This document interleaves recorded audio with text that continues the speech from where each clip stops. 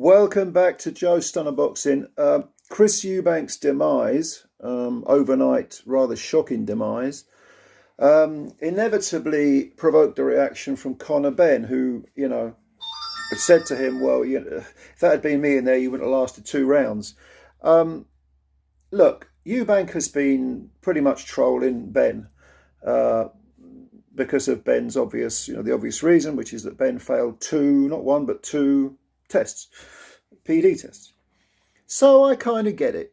Benn comes back and says, look at you, you're on the floor, you've been beaten, you've been knocked out, just imagine what I'd have done to you. But, well, okay, I do understand why he would react like that, even though it is kind of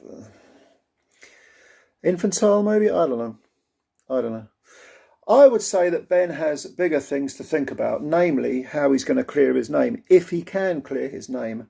And there was an interview by Boxing Social with Eddie Hearn about 3 days ago, and Hearn talked about this. He talked about this, he alluded to this 260, 70, 80-page document, and when asked about it, he said, well, it's a big document because it's his career on the line. We've got to save his career, so obviously it's a big document. Well, actually, no, Eddie. No, it doesn't have to be a big document just because it's important. If you're innocent, if anything, you want to keep it simple, stupid. KISS, as they always say. If you're innocent, and it's so obvious you're innocent, and there's reasons for it, you don't want to complicate matters. You want to keep it nice and simple so that the public can understand it. Now, let's say, I haven't read the document, but let's say it's full of scientific lingo, all sorts of complicated chemical reasons, pharmaceutical reasons why Benn failed 2 tests. Okay, in that case, it needs to be peer reviewed. It needs to be reviewed by other people who have no horse in this race, who are perfectly objective. They need to have a look at it and they need to say, yes, that makes sense, or no, that clearly, there's too many leaps of faith here, or no, there's a piece missing here. They need to review it and they need to confirm that it's a legitimate argument for excusing Benn for failing, again, not 1 but 2 tests. Okay. The onus of proof at the moment is on Benn and, if you like, Matchroom, because this is, as I've said before in videos, this is a case of Benn being in the dock. He's been found with a smoking gun twice, failed tests. That's your smoking gun. So he's in the dock. So it's up to the defence to then come forward with legitimate reasons, legitimate excuses why the tests were failed. And again, ideally, if you're the defence, you want to keep it nice and simple.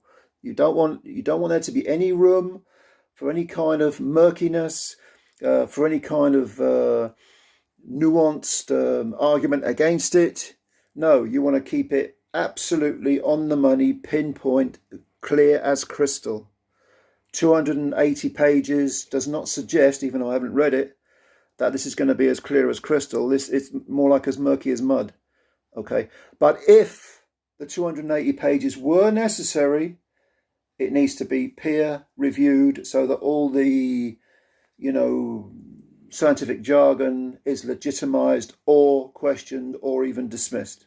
Okay, so Hearn, during this interview with Boxing Social, talked a lot and said very little. But one thing he did say was, well, Conor will have been out of the ring for nearly a year. It will have been nearly a year since the test took place. Well, so what?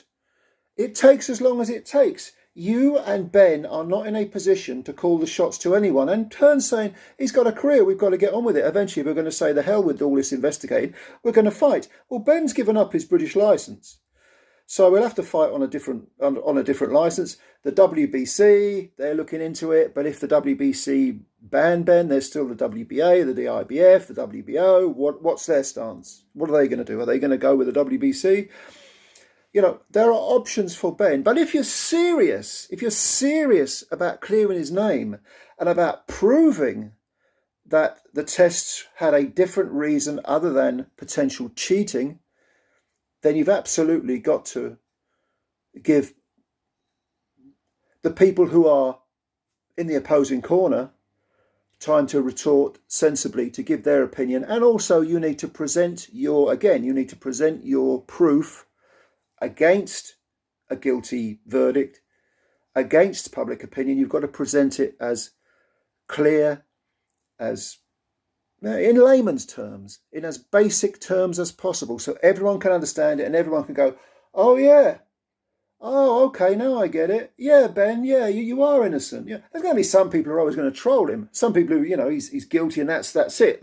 Their minds are closed. But for the sensible people, if there is a legitimate reason, they will take it and they will say, do you know what? Yeah, okay, we get it. But 280 pages of a document doesn't sound promising to me. Anyway, maybe he's, you know, he can have a little bit of fun at Eubank's expense, but the fact is Eubank was beaten in a boxing ring by a guy who on the night was the better. He didn't fail any tests. You know, his reputation, the worst you can say about him is he's not as good a fighter as he thought he was. The worst you can say about Conor Benn is he's a drugs cheat, because that's the way it's looking right now. So the question is, what are you going to do about it? What do you want to do about it? When the dust settles, it will be interesting. But Ben will fight again, and he'll find a lie. Someone will license him, and he'll go again, and you know, all this will go on and on. But I think at the moment his name is absolute mud, and I don't really see it being washed down anytime soon. Anyway, let me know what you think. Give me your opinions. I'll answer them. And thanks for your time. If you're new to the channel, subscribe. Give that subscribe button a jab and a right cross on the like button for the video as well. You know the drill. Thanks a lot for your time as always. I hope you enjoyed your weekend. We'll speak again soon. Cheerio for now.